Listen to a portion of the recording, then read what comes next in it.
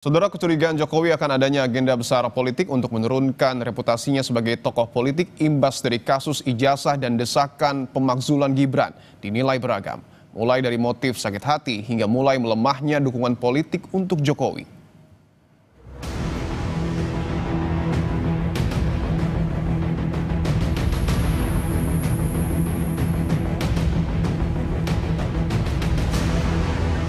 Tak henti diserang soal keaslian ijazah hingga desakan pemakzulan putra sulungnya oleh politisi PSI dinilai sebagai balas dendam para lawan politik selama 2 periode Jokowi memimpin. Ya, motifnya saya kira kita bisa menyimpulkan, Mas, bahwa orang-orang yang menuduh Pak Jokowi ijazah palsu ini kan kalau kita lihat track recordnya, orang yang selalu berseberangan Pak Jokowi selama 10 tahun kepemimpinan beliau sebagai presiden. Jadi anggaplah ini adalah kelompok-kelompok yang memang selama ini melawan Pak Jokowi. Jadi ketika ditanya motifnya, ini adalah motif sakit hati aja, Mas.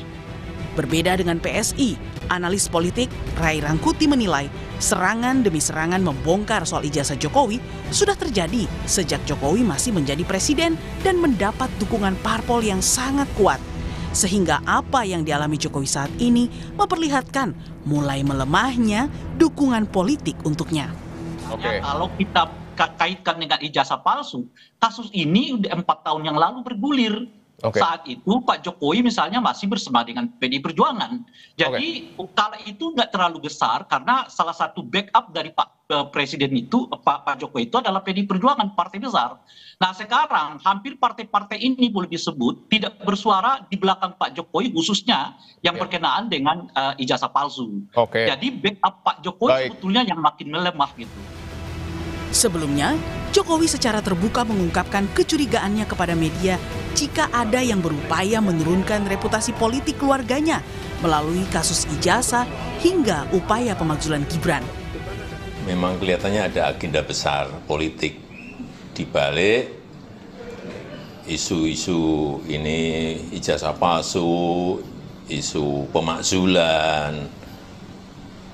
Ini perasaan politik saya mengatakan ada agenda besar politik untuk menurunkan reputasi politik, untuk mendowngrade. Namun curahan hati Jokowi ini dinilai oleh politisi PDI Perjuangan sebagai sesuatu yang tak perlu diumbar ke publik.